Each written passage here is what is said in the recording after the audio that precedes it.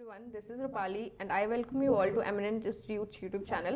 पिछले दो वीडियोस में हमने ज्योग्राफी के origin and evolution of the अर्थ के बारे में पढ़ा था, तो उसमें अभी तक में हमने ओरिजिन वाला पार्ट पूरा खत्म कर लिया है। हमने ओरिजिन ऑफ द यूनिवर्स देख लिया, ओरिजिन ऑफ द प्लैनेट्स देख लिया। प्लैनेट्स के ओरिजिन के बाद में हमने देख लिया कि हमारा अर्थ कैसे बना, हमारा सोलर सिस्टम कैसे बना, सन का फॉर्मेशन कैसा हुआ, और उसके बाद हमने देख लिया कि मून का फॉर्मेशन कैसे हुआ। ये सारी चीज़ें हमने कर लिया। तो अब हम सेकेंड पार्ट शुरू करने वाले हैं, that is evolution of the earth. Okay, तो इवोल्यूशन ऑफ द अर्थ है जिनकी, जब आपको याद हुआ कि मैंने आपको बताया था कि जब प्लैनेटिज्मल से प्लैनेट्स बने तो एक बीच में एक पार्टिकल था जिसकी डेंसिटी हाई थी और उसके चारों ओर जो था वो नेबुला था हाइड्रोजन और हीलियम का। ओके, तो जब धीरे धीरे प्लैनेट्स बढ़ेंगे तो उनमें डेंसिटी इंक्रीज होगी, और डेंसिटी इंक्रीज होगी तो टेम्परेचर भी बढ़ेगा।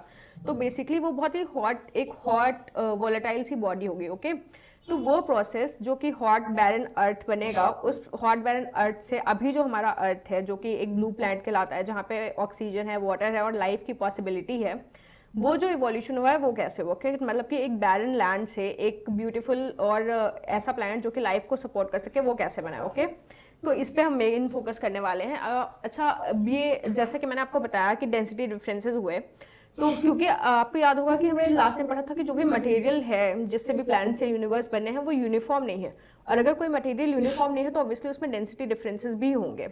ओके, तो डेंसिटी डिफरेंसेस की वजह से एक चीज़ जो है वो ये है कि अर्थ का जो स्ट्रक्चर है वो लेयर्ड स्ट्रक्चर एज इन की जो एटमॉस्फेयर और लिथोस्फेयर है, लिथोस्फेयर वाला पार्ट सिर्फ, मतलब हम सिर्फ लिथोस्फेयर की वो ऊपर वाली लेयर पे भी फोकस नहीं करें, आप लिथोस्फेयर के जनरल डेफिनेशन पे मत जाइएगा। अभी हम लिथोस्फेयर की बात करेंगे तो हम पूरे लैंड की बात करेंगे, जो लैंड वाला पार्ट है। ओके, तो लैंड तो लिथोस्फेयर वाले पार्ट में भी आप देखिए क्रस्ट है, फिर उसके बाद अपर मेंटल है, लोअर मेंटल है, आउटर कोर है, इनर कोर है, तो ये वाली चीज़ें भी लेयर्ड है। एंड देन उसके ऊपर आप देखेंगे तो एटमॉस्फेयर वाला जो पार्ट है वो भी लेयर्ड है। फॉर एग्जांपल ट्रोपोस्फेयर है, स्ट्रेटोस्फेयर है, फिर मेसोस्फेयर है, एक्सोस्फेयर है, एनोस्फेयर है उसके ऊपर। तो ये सारा जो लेयर्ड स्ट्रक्चर है अर्थ का, हम वो उसकी बात करें। ओके, तो अर्थ का जो स्ट्रक्चर है वो लेयर्ड फॉर्म में है। वो क्यों है ऐसा? क्योंकि the materials that exist is not uniform. Okay, तो सारे मटेरियल्स अलग हैं, किसी एक यूनिफॉर्म मैटर से मिलकर अर्थ नहीं बना है, या जो एटमॉस्फेयर है वो किसी एक यूनिफॉर्म मैटर से मिलकर नहीं बना है। ओके, अब जैसे मैंने आपको बताया था कि डेंसिटी के अकॉर्डिंग जब मैटर्स रिलीज होंगे तो क्या होगा कि जो लोएस्ट डेंसिटी वाली मैटर्स होंगे वो सबसे ऊपर रहेंगे, और जो हाईएस्ट डेंसिटी वाले मैटर्स रहेंगे वो सिंक होकर नीचे चले जाएंगे। ओके, तो जो एटमॉस्फेरिक मैटर्स हैं उनकी डेंसिटी सबसे कम रहेगी। ओके, तो earth interior has different zones, crust, mantle, core, ये 3 जोन्स अर्थ के इंटीरियर में हैं। And then each of these contains materials with different characteristics. Okay, तो अभी हम इसकी डिटेल में नहीं जाने वाले। अभी हम ये नहीं पढ़ेंगे कि क्रस्ट, मेंटल और कोर में क्या चीज़ें हैं, क्या कैरेक्टरिस्टिक्स हैं। वो हम जब नेक्स्ट वीडियो में स्ट्रक्चर ऑफ द अर्थ या इंटीरियर ऑफ द अर्थ पढ़ेंगे तो उसमें ये सारी चीज़ें कवर कर लेंगे। अभी हम क्या पढ़ने वाले? अभी हमारा नेक्स्ट टॉपिक जो होगा वो है evolution of the lithosphere. Okay, तो जो लैंड फॉर्म है अर्थ का वो कैसे इवॉल्व हुआ। ओके, तो देखिए earth in its primordial stage was in volatile stage. Primordial क्या होता है एक्चुअली? देखिए, जब हम ज्योग्राफी में किसी बहुत पुरानी चीज़ की बात करते हैं ना तो हम उसके लिए प्राइमोडियल वर्ड यूज़ करते हैं, क्योंकि वो कई हज़ारों करोड़ों साल पुरानी चीज़ें होती हैं। ओके, उसी तरह जब हम हिस्ट्री में पुरानी चीज़ की बात करते हैं तो हम एंशिएंट बोलते हैं। ओके, तो वैसे ही ज्योग्राफी में पुरानी चीज़ मतलब कि प्राइमोडियल। तो अर्थ जो बहुत पुराना, जब जो समय था अर्थ का, जब अर्थ का फॉर्मेशन हुआ तो उस टाइम पे वो बहुत ही वोलाटाइल स्टेज में था। वोलाटाइल स्टेज में था एज इन कि वो बन रहा था, उसमें टेम्परेचर चेंजेस आ रहे थे और डेंसिटी चेंजेस भी आ रहे थे बहुत ज़्यादा। ओके, तो due to gradual increase in density, अब जैसे जैसे डेंसिटी बढ़ेगी वैसे वैसे टेम्परेचर भी बढ़ेगा। ये सारी चीज़ें हमने लास्ट वीडियोज़ में ऑलरेडी डिस्कस कर ली हैं।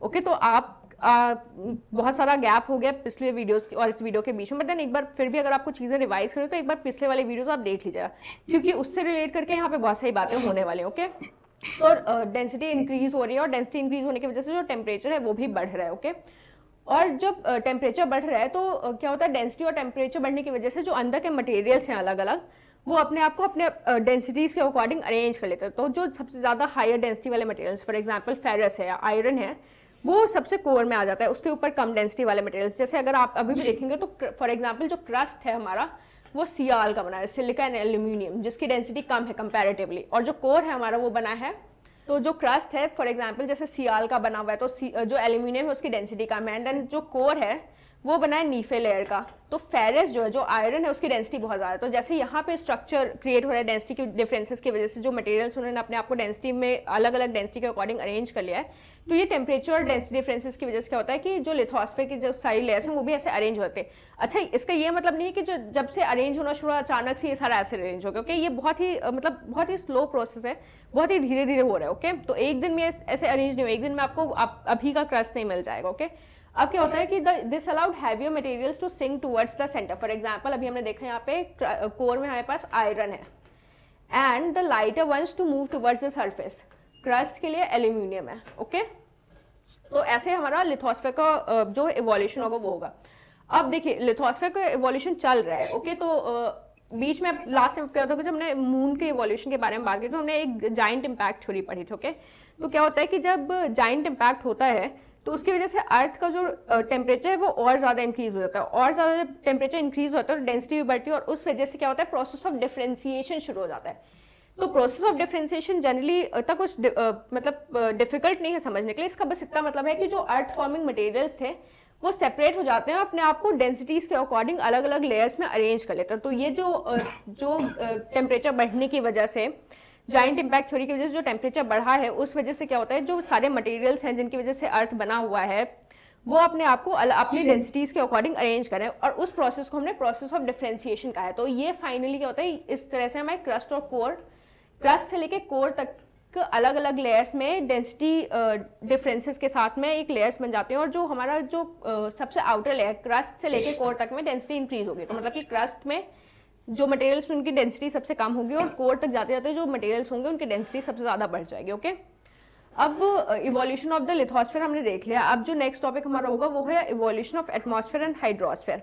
तो अभी आपके दिमाग में ये सवाल आ सकता है कि अभी हमने इवोल्यूशन ऑफ लिथोस्फीयर जो है वो सिंगल लिथोस्फीयर को अलग से पढ़ा है, अभी हमने यहाँ पे एटमॉस्फेयर एंड हाइड्रोजन को हमने साथ में क्यों लिया? एटमॉस्फेयर एंड हाइड्रोजन को हमने साथ में इसलिए लिया क्योंकि इनका जो इवोल्यूशन है वो इंटर रिलेटेड। ओके मतलब कि इसका ये मतलब है, इसका ये मतलब है कि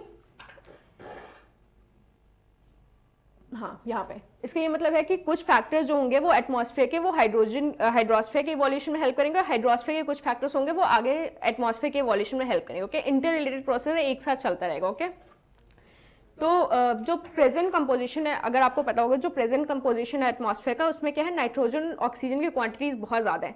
बट क्या पहले से ऑक्सीजन और नाइट्रोजन क्वांटिटीज हमारे एटमॉस्फेयर में बहुत ज़्यादा थी? ऐसा नहीं है।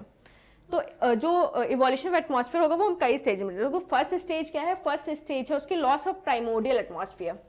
प्राइमोर्डियल एटमॉस्फेयर में क्या था? फिर से अगर आपको याद होगा कि जब प्लैनेट बने हैं तो जो उनके सराउंडिंग जो पार्ट्स है वो मोस्टली बने थे हाइड्रोजन और हीलियम गैस से। ओके तो हाइड्रोजन और हीलियम गैस जो है वो उनका प्राइमोर्डियल एटमॉस्फेयर है। ओके प्लैनेट्स का जब बनते हैं तो अब आपको ये भी याद होगा कि जो सोलर विंड्स होते हैं वो उसकी वजह से जो टेरेस्ट्रियल प्लैनेट्स हैं उनकी बहुत सारी गैस चली जाती है। ओके सोलर विंड्स की वजह से जो टेरेस्ट्रियल प्लैनेट्स हैं उन्होंने अपनी गैस खो दी हो। ठीक है तो जो ये प्राइमोर्डियल एटमॉस्फेयर है वो कहाँ से जा रहा है? लॉस ऑफ प्राइमोर्डियल एटमॉस्फेयर हो रहा है कि सोलर विंड्स की वजह से। ठीक है लास्ट वीडियो से हमने ये सारी चीज़ें डिस्कस की। आई होप आपको ये सारी चीज़ें याद होंगी। तो first stage evolution of atmosphere की यही है कि जो उनका जो प्राइमोर्डियल एटमॉस्फेयर जो कि बना हुआ है हाइड्रोजन और हीलियम से, वो सोलर विंड्स की वजह से चला गया उनके पास से। ओके तो अब सेकेंड स्टेज क्या है? अब देखिए एटमॉस्फेयर में हाइड्रोजन और हीलियम बचा नहीं है, तो जो गैसेज आएंगी वो कहाँ से आएंगी? तो होगा क्या कि जो इंटीरियर ऑफ द अर्थ है, जो इंटीरियर ऑफ द अर्थ है वो भी धीरे धीरे कूल डाउन हो रहा है। ओके तो जब हॉट इंटीरियर कूल डाउन होगा तो उसके अंदर से बहुत सारी गैसेज और वाटर वेपर्स निकलेंगे। अभी अंदर से गैसेज और वाटर वेपर्स कैसे निकलेंगे? कई बार वॉल्केनिक इरप्शंस के साथ में निकलते हैं और कई बार फॉल्टिंग हो जाती है क्रस्ट में, उसकी वजह से वाटर वेपर्स और गैसेज निकल रही है। ओके तो gases and water vapours were release from the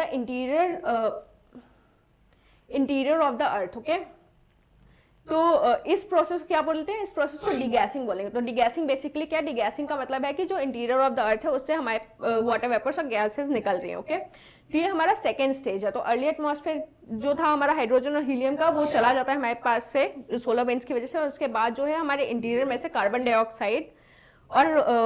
dioxide और बाकी गैसेस निकल रही हैं और इसके साथ में वाटर वेपर्स निकल रहे हैं। ओके तो जो अर्ली एटमॉस्फेयर वहाँ बनेगा तो water vapours nitrogen, carbon dioxide, methane और अमोनिया और बहुत कम फ्री ऑक्सीजन। तो अभी हमारे पास ऑक्सीजन की क्वांटिटी बहुत ज़्यादा नहीं है एटमॉस्फेयर में। ओके अब थर्ड स्टेज क्या है? थर्ड स्टेज है कि the composition of atmosphere was modified by the living world through the process of photosynthesis. Okay अब यहाँ पे आएगा हाइड्रोस्फीयर की इंपॉर्टेंस क्या है। ओके तो मैंने आपको बताया कि जो एटमॉस्फेयर है और हाइड्रोस्फीयर है उनका जो इवोल्यूशन है बहुत ज़्यादा रिलेटेड है। क्यों? क्योंकि अब देखिए हमारे पास ऑक्सीजन बहुत कम है, फ्री ऑक्सीजन, और फ्री ऑक्सीजन जो कि लाइव फॉर्म्स को सपोर्ट करने के लिए बहुत ज़्यादा इंपॉर्टेंट है, वो अभी तक हमारे पास बननी शुरू नहीं हुए। वो कहाँ से बनेगी? तो प्रोसेस ऑफ फोटोसिंथेसिस। लेकिन अगर अब हमने प्रोसेस ऑफ फोटोसिंथेसिस की बात की तो आपके दिमाग में सवाल आएगा कि फोटोसिंथेसिस होने के लिए प्लांट्स कहाँ से आएंगे?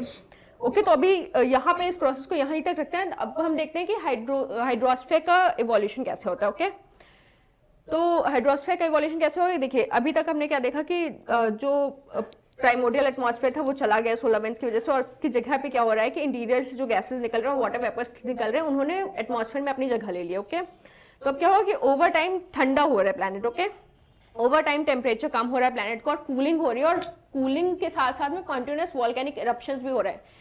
मतलब कि लगातार गैसेस और वाटर वेपर्स एटमॉस्फेयर में ऐड होती जा रही हैं। ओके, तो लगातार गैसेस और कार्बन डाइऑक्साइड गैसेस बाकी सारी वाटर वेपर्स के साथ में एटमॉस्फेयर में ऐड होती जा रही हैं, और लगातार कूलिंग प्रोसेस चल रहा है।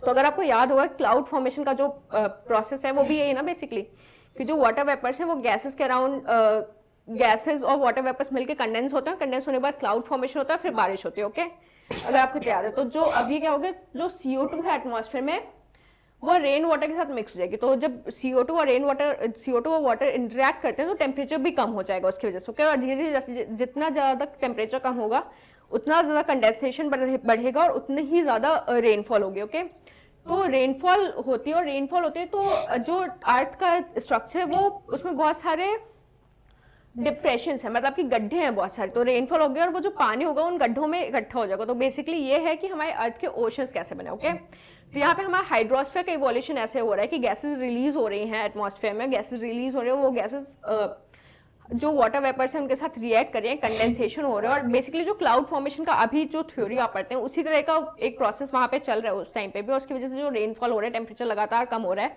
और जो रेनफॉल वाला पानी है, जो पानी वो डिप्रेशन में अर्थ के इकट्ठा हो रहा है और ओशंस को राइज दे रहा है। ओके, तो earth oceans were formed within 500 million years from the formation of the earth. तो अर्थ का फॉर्मेशन होता है और उसके 500 मिलियन ईयर्स बाद जो है हमारे ओशन, जो अभी जो ओशंस है हमारे पास, वो इस फॉर्म में नहीं, मतलब कि एक ओशन का फॉर्म हमारे पास तैयार हो जाता है। ओके, अब इस ओशन में क्या होता है, around 2500 to 3000 million years ago photosynthesis evolved.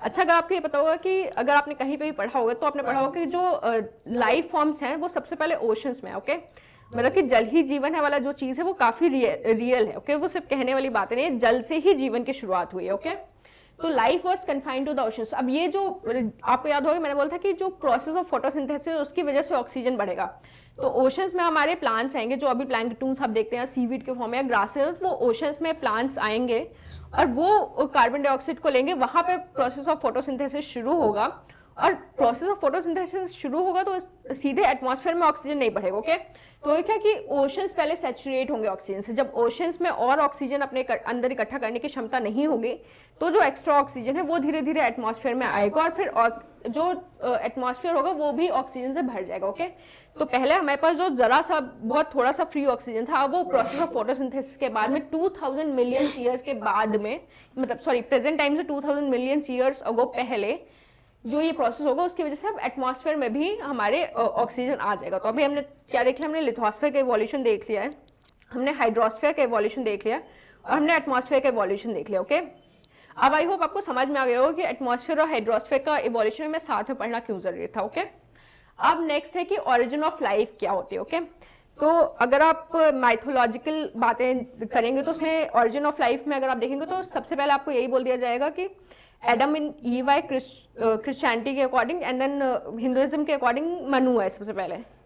Okay, लेकिन जो साइंटिस्ट हैं वो ये नहीं मानते। साइंटिस्ट मानते हैं कि जो ओरिजिन ऑफ लाइफ थी वो एक यूनिसेल्युलर बैक्टीरिया के साथ में शुरू हुई थी। ओके, तो वो क्या होता है कि यूनिसेल्युलर बैक्टीरिया या केमिकल रिएक्शन की वजह से, तो एक केमिकल रिएक्शन होता है उसकी वजह से एक यूनिसेल्युलर बैक्टीरिया आता है या यूनिसेल्युलर एटम होता है, एंड देन वो आपस में मिलता है और एक मॉलिक्यूल बनाता है। वो मॉलिक्यूल जो बनता है वो इतना कैपेबल होता है कि वो बिना किसी सेक्सुअल रिप्रोडक्शन के भी एक वैसा ही सिमिलर मॉलिक्यूल बना सकते हैं। ओके, तो ऐसे ही मॉलिक्यूल्स बनते जाते हैं और इन्हीं से लाइफ फॉर्म की शुरुआत होती है। तो बेसिकली ओशन से ही लाइफ फॉर्म की शुरुआत हुई है, एंड देन उसके बाद में इवोल्यूशन के साथ में ओशन के बाहर भी लाइफ फॉर्म आती है। ओके, तो लाइफ फॉर्म का इवोल्यूशन कैसे, वो हम बहुत ज़्यादा नहीं जाएंगे, हम बायोलॉजी में नहीं जाएंगे। ओके, वो पार्ट अगर आपको बायोलॉजी में इंटरेस्ट है तो शिवांगी मैम की क्लास है, आप वहाँ पे देख सकते हैं। ओके, अब इसका जो अब ये जो प्रोसेस चल रहा है, जो मॉलिक्यूल्स बन रहे हैं और वो धीरे धीरे क्या होता है, उनका इवोल्यूशन ऐसा होता है कि वो जो इनएनिमेट मटेरियल्स हैं, मतलब कि जो लिविंग ऑर्गेनिज्म नहीं है, उस प्रोसेस से लिविंग सब्सटेंस में कन्वर्जन हो रहा है उनका। ओके, ये मॉलिक्यूल्स इतने केपेबल हैं। अब ये जो मॉलिक्यूल्स बन रहे हैं उसमें कोई वहां पे जाके कोई कुछ नहीं कर रहा है। वो क्या हो रहा है कि फॉर एग्जांपल लाइटनिंग की वजह से हो जा रहा है, ठीक है, या तो लाइटनिंग की वजह से हो रहा है, कोई और जो नेचुरल रीजन है उनकी वजह से ये सारी चीजें हो रही हैं। ओके, फॉर अब ये रिकॉर्ड ऑफ लाइफ कहाँ हमको मिलती है, तो रिकॉर्ड ऑफ लाइफ ये फॉसिल्स में मिलती है। फॉर एग्जाम्पल 3000 मिलियन ईयर्स पुराना एक एल्गी का फॉसिल मिला है जो कि अभी के एल्गी से इतना पुराना है। ओके, ब्लू एल्गी का फॉसिल है। तो ये हमारे लाइफ फॉर्म की शुरुआत है। तो इसीलिए साइंटिस्ट का जो मानना है वो ये है कि यूनिसेल्युलर बैक्टीरिया से बना हुआ है ये मॉडर्न ह्यूमन बींग्स। ओके, तो अभी तक में हमने ऑरिजिन एंड इवोल्यूशन पूरा फिनिश कर लिया है। ऑरिजिन ऑफ यूनिवर्स हमने पढ़ लिया, प्लैनेट्स कैसे बने, स्टार्स कैसे बने, और हमारा जो अर्थ है वो कैसा है, हाइड्रोस्फीयर, एटमॉस्फेयर और लिथोस्फीयर कैसे बना वो हमने देख लिया। हमने देख लिया कि हम एग्जिस्टेंस में कैसे आए। ओके, तो अब इसके बाद हमारा जो नेक्स्ट टॉपिक होने वाला है वो हम इंटीरियर ऑफ द अर्थ पे पढ़ेंगे। तो लिथोस्फीयर में हम और अंदर जाएंगे। अच्छा, जो अभी तक मैंने जितना लिथोस्फीयर बोला है तो आप प्लीज लिथोस्फीयर की प्रॉपर डेफिनेशन में मत जाइएगा कि कुछ इतना सम 200 किलोमीटर क्रस्ट का पार्ट। उस डेफिनेशन में हम लिथोस्फीयर की नेक्स्ट वीडियो में देखेंगे जब हम स्ट्रक्चर ऑफ द अर्थ या इंटीरियर ऑफ द अर्थ पढ़ेंगे। तो I hope origin and evolution of the अर्थ वाला पार्ट आपका पूरा क्लियर है। अगर आपको कोई भी डाउट्स हैं तो प्लीज़ कमेंट्स में लिखिए, और इस हमारे टेलीग्राम चैनल को भी ज्वाइन करिए जहाँ पे आपको इस पीपीटी का पीडीएफ वर्जन मिल जाएगा। तो अगर आपको कुछ भी नोट्स बनाने या कुछ भी करना है तो वो आप उससे कर सकते हैं ईजिली। Okay, thank you.